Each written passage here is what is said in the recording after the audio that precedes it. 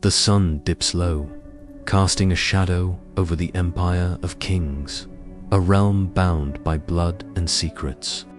At the heart of it all, in the fortified palace of Pepololis, a child is poised at the edge of her fate. In the year that the empire's power stretched its tendrils from the Iron Sea to the borders of India, a young girl named Amidas, heir to unimaginable wealth and privilege, will learn the true price of being born into royalty. The opulence of her birthright gleams in every thread of her royal silk, dyed a deep Tyrian purple, the exclusive color of kings. Gold chains circle her wrists and ankles, glittering in the dim palace light. Her long, dark hair, arranged into intricate braids by palace servants, shines with pearls, artifacts from distant seas. On the surface, Ameda seems untouched, serene, a princess untouched by the harsh realities of the world. Yet, beneath this gilded facade, her trembling hands reveal the truth. Her mind races as she struggles to steady her breath, to silence the rising panic within her chest. Her mother, one of the many wives of the great King Xerxes, applies cosmetics with ritualistic precision.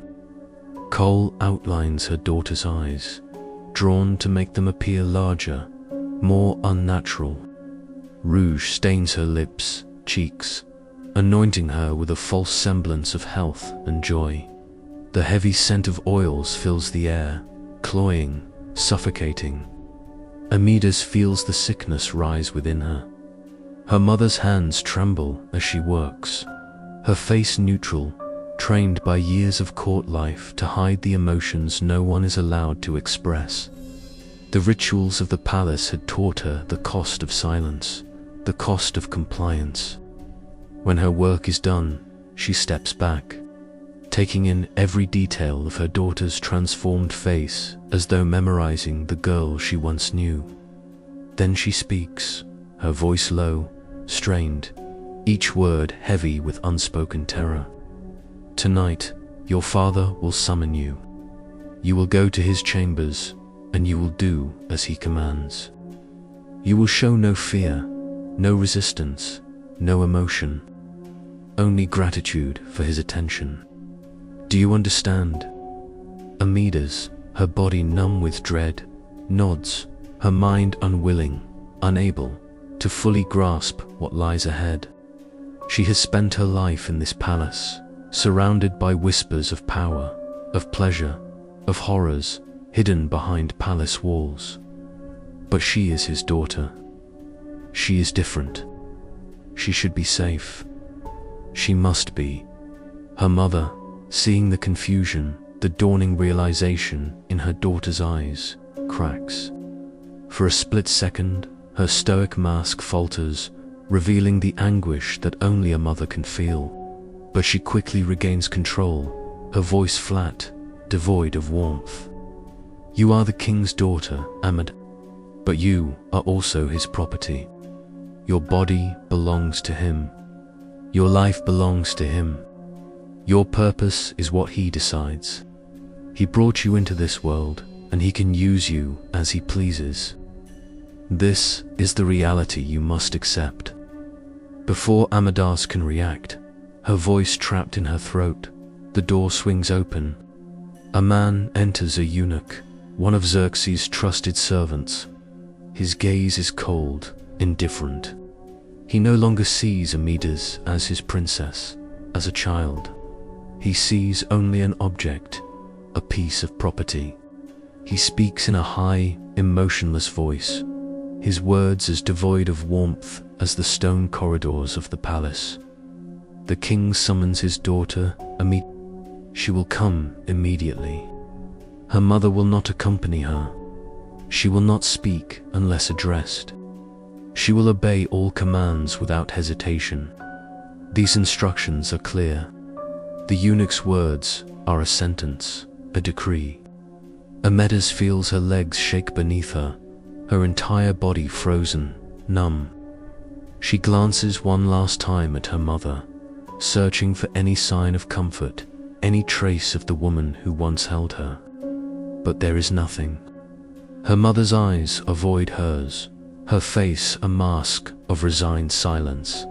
And so, like a puppet on invisible strings, Amedes rises. Her mind screams, but her body obeys.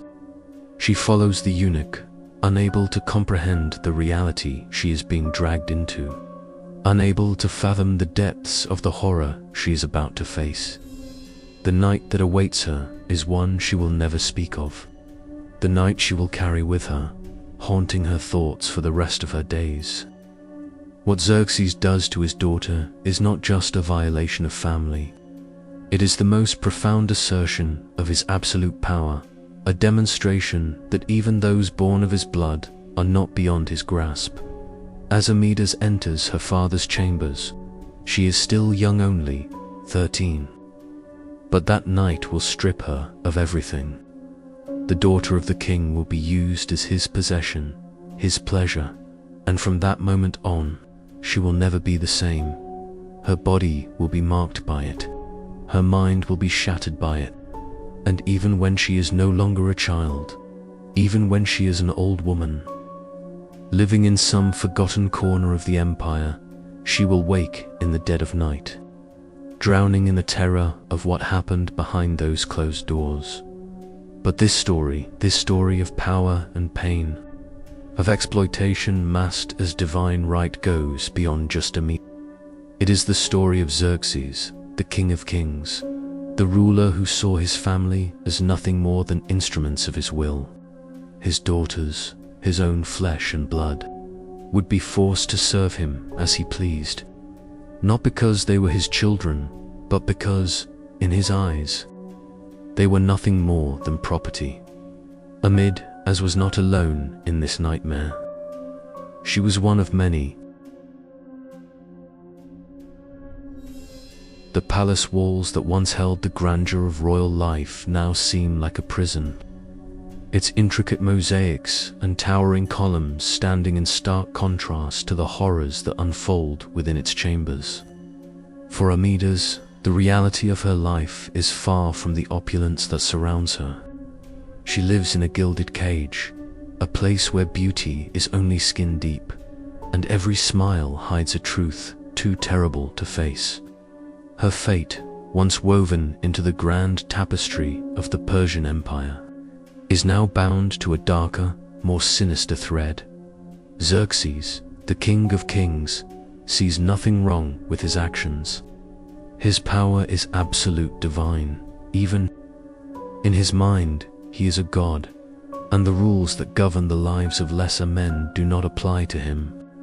He is the ruler of an empire, stretching from the edges of India to the borders of the Iron Sea, and his will is law. His children, his daughters, are no more than pawns in a game where the stakes are power itself. But Amedes, though young, begins to understand the cruel truth. She feels the weight of her father's gaze, the coldness with which he treats her. In his eyes, she is nothing more than another vessel to be filled with the royal bloodline, another piece of property to be used for his political purposes. The palace is full of whispers, of courtiers and servants who know what goes on behind the closed doors of Xerxes' chambers. But no one dares to speak out, for in his kingdom, silence is compliance, and defiance is a death sentence. The night Amedes is first summoned is not an isolated incident. It is the beginning of a pattern, a horrific cycle that continues for years. Each time she is called into her father's chambers, each time she is forced to endure his cruelty, a part of her dies. Her innocence is shattered, piece by piece, and she learns the grim reality of what it means to be the king's daughter. There are no boundaries in this world, no moral lines to cross, no protection from the very man who should have been her protector. The other daughters, those who came before her, carry the same burden. They have been marked by their father's power, stripped of their agency, reduced to mere instruments of his will. And they, too, suffer in silence, bound by the same unspoken rules, the same horrors. They have learned to dissociate, to numb themselves to the pain, to survive in a world where survival means submission. But not all daughters are silent. Some, like Amida's, try to break free, to find a way to resist. But in a world where their bodies belong to their father, where they are nothing more than political tools, resistance is impossible. Their fate is sealed the moment they are born, their value measured by their ability to produce heirs and serve the king's desires.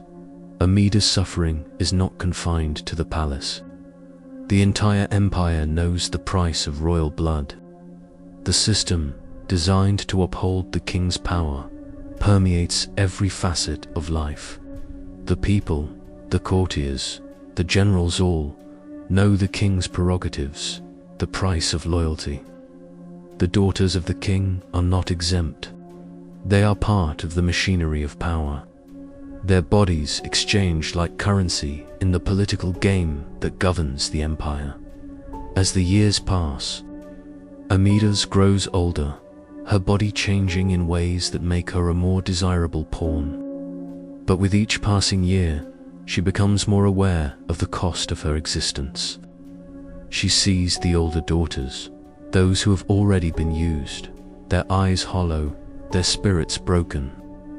They return from their father's chambers changed, not by the experience, but by the realization that they are nothing more than tools, objects to be disposed of when no longer needed. Some grow withdrawn, retreating into themselves, while others try to find solace in the fleeting moments of freedom that the palace can offer. Yet, the horror continues. Xerxes uses his daughters not just for pleasure, but as political instruments, tools to cement his power over the empire. When a general or a noble does his bidding, when they prove their loyalty, they are rewarded with one of the royal daughters. A marriage to a princess is a symbol of favor, of power, of status. And so Xerxes uses his daughters as bargaining chips in the grand game of politics, offering them as rewards for loyalty, as a way to bind powerful men to him. But this is not an isolated practice. It is a tradition that stretches back through the history of the Persian Empire, rooted in the very foundation of royal power. Persian kings have always used their daughters in this way, trading their bodies for power, reducing them to nothing more than instruments of royal will. Xerxes, however, takes it further than any of his predecessors, using his daughters not just as political tools, but as objects of his own desire, claiming them when they reach puberty, marking them as his property in the most intimate way possible. Now, a young woman begins to understand the depth of her father's cruelty. She sees the power dynamics that govern her world, and she begins to realize that her body, her life, her very existence is not her own. She is a tool, a weapon to be wielded in her father's quest for power. The palace is full of men who come and go, each one hoping to win favor with the king by taking one of his daughters. But for Amida's, there is no escape. There is no way to resist. She is trapped in a system that sees her not as a person, but as a possession. As the years go by, Xerxes' cruelty deepens. His treatment of his daughters becomes more systematic, more open. They are no longer hidden away, their suffering kept in the shadows. No, now it is public. The people know what is happening, but they say nothing. The empire is built on fear, on the absolute power of the king, and those who dare to challenge him are swiftly silenced. But the toll on Amida's is undeniable. She is no longer the innocent princess who once dreamed of a life beyond the palace. She is a shell of her former self, hollowed out by years of abuse, both physical and psychological. She has learned to numb herself, to shut off the part of her that feels. And yet, there are moments when the pain becomes too much, when the memories of what she has endured rise to the surface, and she is once again the terrified child she was that first night. Xerxes, oblivious to the damage he has caused, continues his reign with absolute power. His empire grows, his influence spreads, but the cost is high. His daughters, those who remain, are lost to him. They are no longer people, no longer women with hopes and dreams of their own. They are broken, trapped in a world where their only value is in what they can give him, in how they can serve his desires. The empire may thrive, but it is built on a foundation of cruelty and suffering. The price of power is steep, and for Xerxes, that price is paid in the lives of his daughters. They are the silent victims of a system that has no room for love, for compassion, for family. Their lives are a testament to the darkness that lies at the heart of absolute power. A power that knows no bounds, no morality, no mercy,